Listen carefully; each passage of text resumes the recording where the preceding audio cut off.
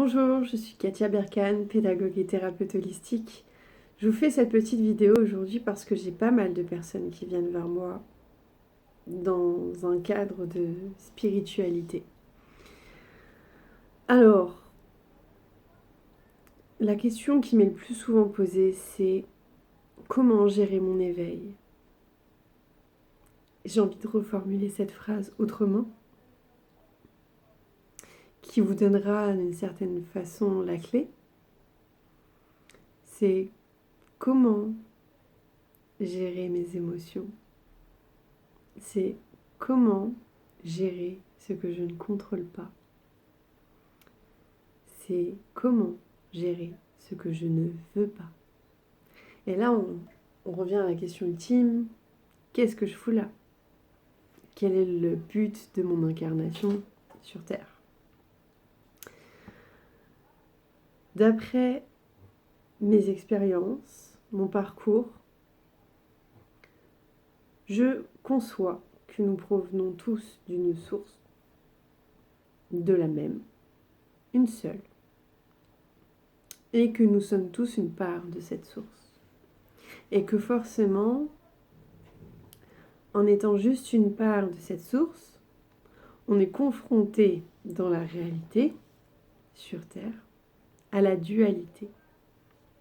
Donc d'une certaine façon, en fait, on vient avec un sac, avec des pièces de monnaie, qui sont nos compétences, qui sont nos qualités, qui sont nos expériences, notre karma familial, notre karma personnel, nos peurs, mais aussi ce que l'on veut.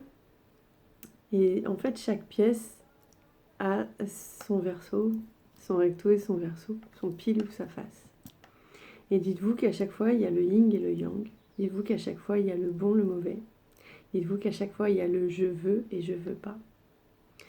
On sera constamment confronté par cette dualité pour expérimenter et comprendre et apprendre et entendre de par tous nos sens en fait, pour pouvoir ressentir littéralement tout ça, pour pouvoir poser des mots sur tout ça. Vous remarquerez lors de votre réveil que vous avez du mal à trouver les bons mots, parce que vous êtes sur le chemin, vous avez encore besoin d'expérimenter. Et pour ça, il faut sortir de sa zone de confort, il faut arrêter de contrôler. Alors, il faut rentrer dans le lâcher-prise. Quand on parle de lâcher-prise, on parle de travail d'introspection. On parle de se laisser border par le courant de la rivière. Elle est parfois turbulente, elle est parfois calme, un peu comme les effets de la lune sur nous. Et nous, les femmes, encore plus, on le sait.